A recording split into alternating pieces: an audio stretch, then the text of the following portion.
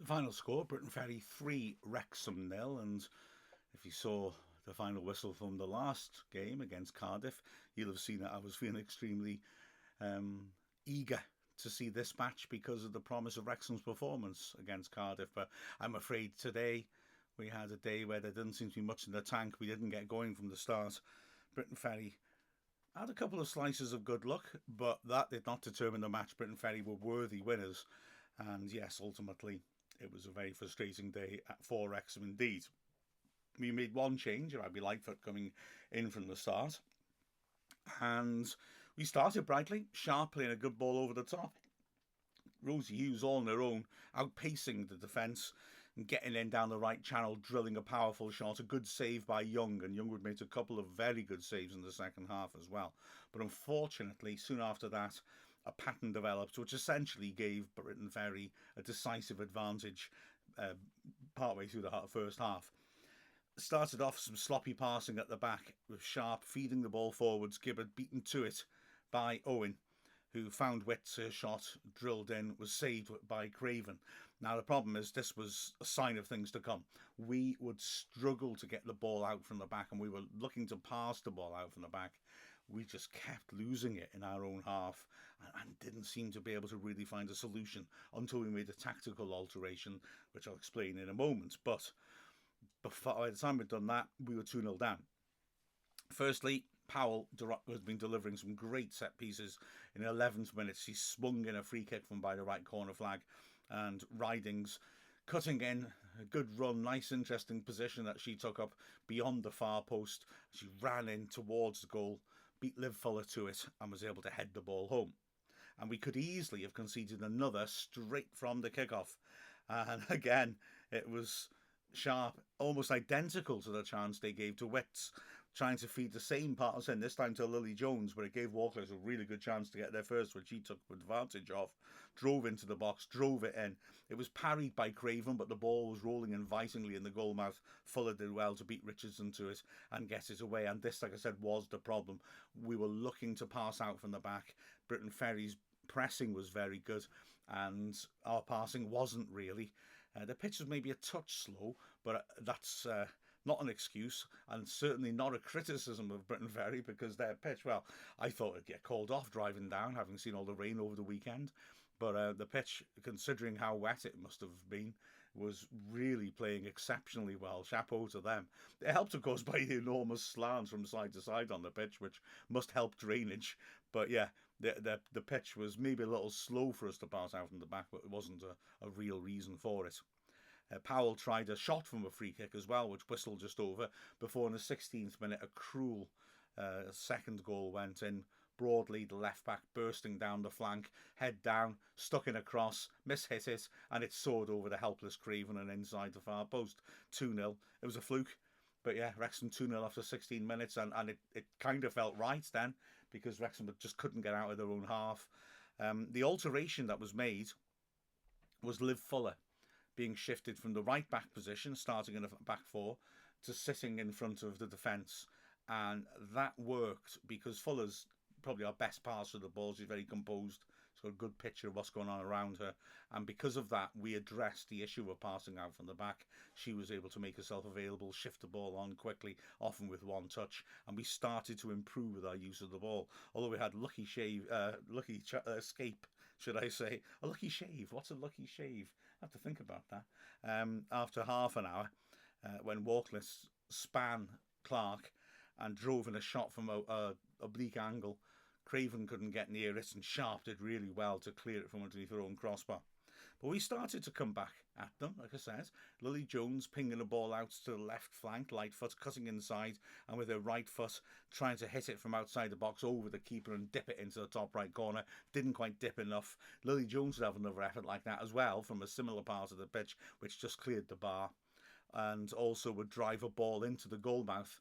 Richardson hit in a defensive role, hitting her and ricocheting, and luckily for Briton Ferry being saved by Young, who reacted well, considering how close it was. So Wrexham finishing the half well, and you thought, okay, next goal is terribly important. We seem to have weathered that storm, taken away from Briton Ferry that tactic of pressing us and forcing us to make errors in our own half. start the second half well, we should be all right. And we did start the second half well until the 47th minute when we conceded a free kick.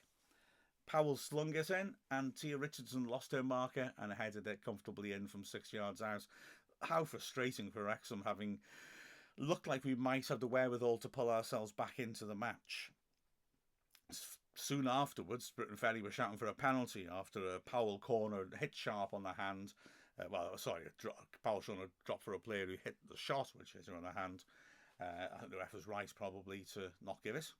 Wrexham made changes. Rebecca Pritchard and Ava Suckley came on, replacing Lovett and Cara Jones, and they made an immediate impact.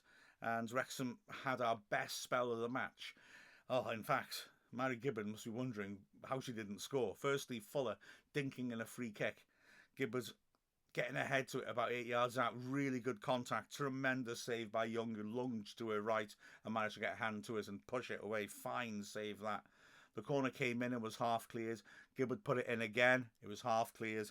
And then the ball was fed across to her once more. And she drove a pile driver from just outside the box. And this time Young, diving to her left, did the same again. 2 fine saves.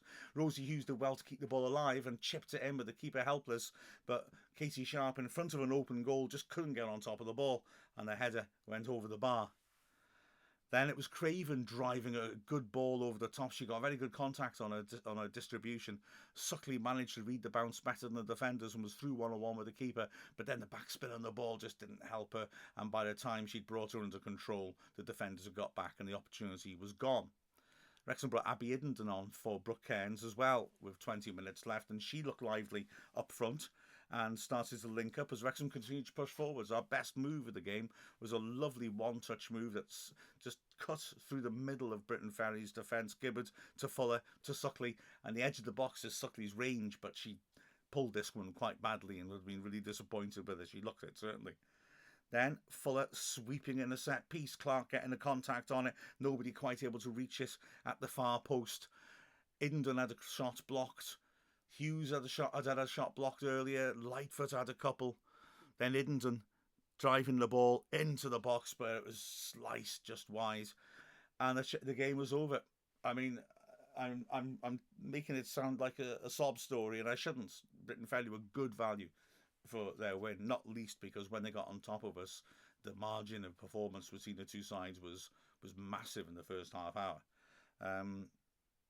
However, when they came under pressure, apart from Young making 3 good saves, the centre-backs, Llewellyn and Ridings, were superb. Absolutely superb. Very little got past them. And in the air, they were magnificent. So, to be fair, they defended well when they had to, and then up the other end of the pitch, Witts is a handful, as a big target. Walkley playing off her is one of the best players in the division, and she kept finding space between the lines and driving at us. And Owen, Maya Owen, a young player they brought in the summer, there was a lot of excitement about.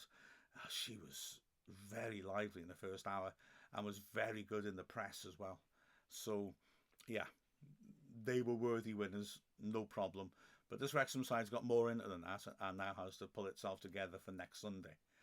Looking at the performances, well, Lizzie Craven, apart from that shot which across her by Walkley, which she parried, which she maybe could have held on to, that's the one that Fuller got to under the bar and cleared anyway. I thought she did well. She made a few good saves. Distribution was good, actually, especially going long, ironically, considering how much we were going short in the first half. The centre-backs, well, that's actually looking at the team, how it started from the beginning. I mean, Fuller was one of our better players, especially when she shifted into midfield and could influence the game a bit more. She tried to drive the game forward. Like I said, her passing and her awareness is very good. She can lay the ball off first time. She's got a good picture of the pitch around her, and she shifts the ball on well. The centre-backs, Clark was troubled by Walkley at times, although many players will be when she runs at them. Used the ball quite well. The other centre-back, Sharp, she's great, Katie Sharp, but she had a little bit of a rough afternoon today, with her passing in particular coming out. She battled away though, as ever, but yeah, it wasn't one of her better days. Erin Lovett made a couple of typical thunderous tackles, but that was then tactically sacrificed to allow us to put more attacking players onto the pitch. In midfield, Lily Jones, I thought, put in a very good shift, as always.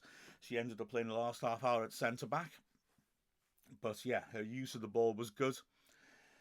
And as ever, lots of energy, trying to get shots off and trying to drive play forwards. Played quite well during our bad patches as well, which is always a good sign, isn't it? Also in midfield, I thought Brooke Cairns put in a very good shift. I thought she worked exceptionally hard, trying to get the ball forwards and trying to take responsibility and drop off when we were struggling to pass the ball out from the back. Gibbard's put in another excellent shift, box to box, constant work, always around the ball. So unlucky not to get a goal. She was our most dangerous player, in fact. On the flinks, on the wings, the flanks, the flinks. That'd be a great name for a children's show, the Flinks. No, it wouldn't. I don't think. On the flanks, Cara Jones had a surprisingly quiet day. She's consistently good and full of energy. She had her moments, but yeah, she for once didn't make much impact on the opposition. On the left-hand side, Lightfoot kept going and was probably our best source of delivery into the box as well. Up front, Rosie Hughes I had a lot of sympathy for. She was isolated in the first half, didn't get enough service, had that good early effort. It just wasn't quite falling for her. Suckley held the ball well, as always.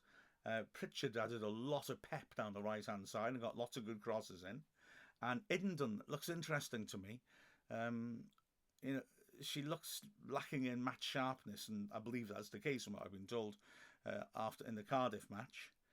But she looked a lot further towards achieving match sharpness in the 20 minutes she had in this game. She won a lot of headers. She was using the ball intelligently, and she was putting pressure on defenders very energetically. So that there's an interesting player there that we may see a lot more of quite soon. But as it is, very disappointing. But get down there on Sunday, get to the racecourse on Sunday, not only because this is a side that can play some very good football, but also because we need that result on Sunday. We've lost our first two matches, and we need to get revenge on Swansea for somehow managing to win last season at the racecourse in injury time when we dominated. Oh, sorry.